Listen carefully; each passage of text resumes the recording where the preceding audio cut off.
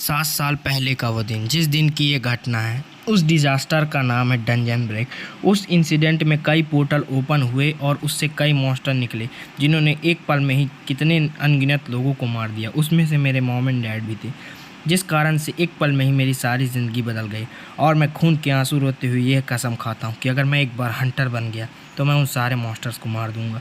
7 साल के बाद हमें वही दिन दिखाया जाता है जिस दिन ये सीन हुआ था, और हमारे मेन कैरेक्टर को उसके हंटर ट्रेनिंग सेंटर से भी निकाल दिया गया है।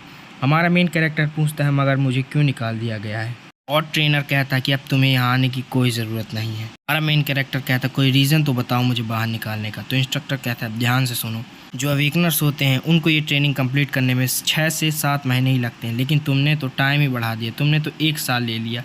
मैं सच्ची सच्ची बताऊँ, तुम एक ट्रैश हो, तुम्हारे पास कोई यूनिक ट्रेट नहीं है।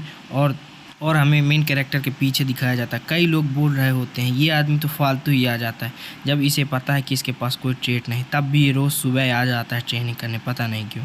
हमें एक पार्क का सीन दिखाया जाता है जहाँ मेन कैरेक्टर एक जूस के कैन को बहुत ज़ोर से दबा के फोड़ देता है और कहता है क्यों 7 साल हो गए लेकिन मेरी स्ट्रेंथ थोड़ी सी भी इंक्रीज़ नहीं हुई, आखिर क्यों, मैं इतना अनलकी क्यों हूँ। एक लड़की और उसकी मम्मी बात कर रही होती है कि तुम्हें पता है तुम्हारे डैडी कैसे मरे। तो वो लड़की कहती है हाँ मुझे पता है, जब डंजन ब्रेक हुआ था तब मेरे डैडी बहुत बहादुर थे, सबको बचाते हुए उन्होंने अपनी जान दे दी। हमारा मेन कैरेक्टर जो पीछे बेंच में बैठकर ये सारी बात सुन रहा होता है, उसे पता नहीं क्या होता है, वो अचानक से उठता है और उन दोनों को थैंक यू बोलकर वहाँ से भाग जाता है और भागते भागते कह रहा होता है नेवर गिव अप। जब मैं ये 7 साल से सह रहा हूँ तो अब और क्या 1 साल नहीं सह सकता। वो कहता है कि मैं अब रुक नहीं सकता, मैं हार नहीं मान सकता। अब में हमें दिखाया जा रहा होता है कि वहाँ बारिश होने लगती है और वो इंस्ट्रक्टर के घर पहुँच जाता है और दरवाज़ा खटखटाता है। जब वो दरवाज़ा खटखटाता है उसके बाद इंस्ट्रक्टर बाहर निकल आता है। बाहर निकलने के बाद कहता है सर वापस चले जाओ प्लीज़, बात को समझने की कोशिश करो, तुम हंटर नहीं बन सकते। हमारा मेन कैरेक्टर कहता है बस मुझे एक आखिरी चांस दे दो, बस लास्ट चांस। इंस्ट्रक्टर कहता है तुम कमीने लड़के, तुम मेरा सिर्फ टाइम बर्बाद ही कर रहे हो। इंस्ट्रक्टर कहता है मैं समझ गया, तुम वो मेंबरशिप के पैसे के पीछे पड़े हो ना, जो 7 साल से तुमने मेहनत की उसका कोई फल नहीं मिला, लेकिन मैं तुम्हें आधे पैसे ही वापस दूंगा। तभी हमारा मेन कैरेक्टर कहता है ये पैसे की बात नहीं है, मुझे मौका तो दो एक बस आखिरी। तभी वो इंस्ट्रक्टर हमारे मेन कैरेक्टर के मुंह में एक घूंसा मार देता है, जिससे हमारा मेन कैरेक्टर उड़ते हुए कचरे के डिब्बे में जाकर गिर जाता है जहाँ पूरा कूड़ा कचरा रहता है। और इंस्ट्रक्टर कहता है कि तुम्हारा क्या मतलब था कि ये पैसे की बात नहीं है, तुम एक बस फेलियर हो बास्टर्ड।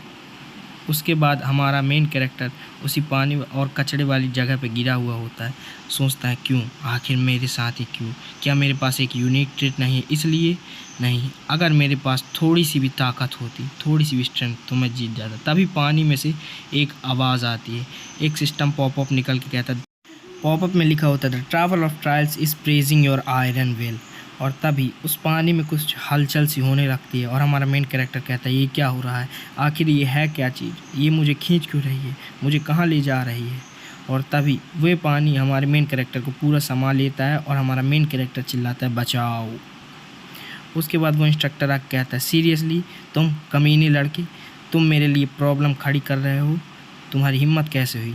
लेकिन जब वो बाहर जाके देखता है तब वहाँ कोई नहीं रहता, पानी गिर रहा होता है और वो कचरे के डब्बे भी वैसे ही पड़े होते हैं। लेकिन हमारा मेन कैरेक्टर तो अलग ही दुनिया में जा रहा होता है, पानी उसे अपने अंदर खींच रहा होता है। वो कहता है कि मैं सांस ही नहीं ले पा रहा हूँ, अब मैं क्या करूँगा, क्या यही मेरा अंत था। तभी उसे दूसरे वर्ल्ड में टेलीपोर्ट कर दिया जाता है। तभी वो पॉपअप हमारे मेन कैरेक्टर के सामने आके बताता है तुम्हें चूज़ कर लिया गया है, सूटेबल कैंडिडेट फ्रॉम अर्थ। तो ये हमारा मेन कैरेक्टर सोचता है क्या दूसरी कैटास्ट्रॉफी तो नहीं आ गई, मुझे नहीं पता क्या हो रहा है, मुझे नहीं पता ये सिस्टम मुझे कहाँ लाया है, मुझे नहीं पता इससे क्या होगा, मगर मेरी अंतरात्मा कह रही है बस मेरे पास ही लास्ट चांस है। सामने लिखा होता है select the difficulty of first floor, easy, normal, hard. तो वो सोचता है कि अब यही मेरा लास्ट चांस है, हार्ड करूँगा तो मुझे ज़्यादा अच्छे ऑप्शंस मिलेंगे। वो हार्ड पे सिलेक्ट करता है, तभी उसे दूसरी जगह पे ट्रांसफ़र कर दिया जाता है। पॉपअप में लिखा होता है hope you obtain satisfying result at the end of your suffering, you will be transferred in first floor. तभी वो ट्रांसफ़र हो जाता है और जब वो ट्रांसफ़र हो रहा होता है तभी उसके सामने 2 और पॉप होके आते हैं। उसमें लिखा होता है तुम्हारे जितनी भी चोटें हैं, घाव हैं और अब नॉर्मल स्टेटस है वो हील हो जाएगा और तुम first floor of tower of trials में एंटर करने जा रहे हो। हमारा चैलेंज जल्द ही शुरू होने जा रहा है और तुम अपने आप को प्रिपेयर कर लो।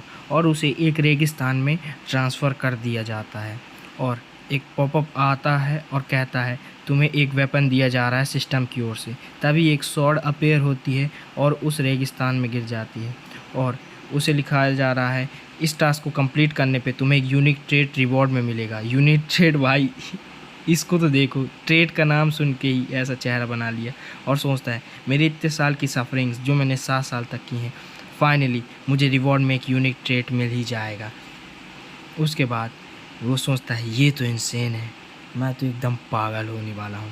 पहले मैं एक स्वॉर्ड उठाता हूँ, उसके बाद देखूँगा क्या है ट्रायल। तभी अचानक से ज़मीन हिलने लगती है और उस ज़मीन के अंदर से निकलता है इसका ट्रायल यानी सैंड गोलम। और भाई ट्रैवल ऑफ ट्रायल्स यहीं पे चालू हो जाता है और उसकी पेनल्टी होती है डेथ पेनल्टी। उसके बाद हमें दिखाया जाता है भाई सैंड गोलम, भाई कम से कम 10 बिल्डिंग बराबर हो गए। और तभी सैंड गोलम को देख के भाई इसकी तो हलक में आ जाती है। उसके बाद एक और पॉपअप कहता है please survive against this sand golem in limited time, यानी 10 मिनट तक उसे इस सैंड गोलम के सामने सर्वाइव करता है। तभी वो सैंड गोलम हमारे मेन कैरेक्टर के ऊपर हमला कर देता है और हमारा मेन कैरेक्टर अपनी जान बचा के बड़े मुश्किल से ही भागता है और शॉट भी उठा लेता है। उसके बाद सोचता है भाई यूनिक ट्रेड तो ठीक ही है, आखिर ये डेथ पेनल्टी क्या सिस्टम है बे।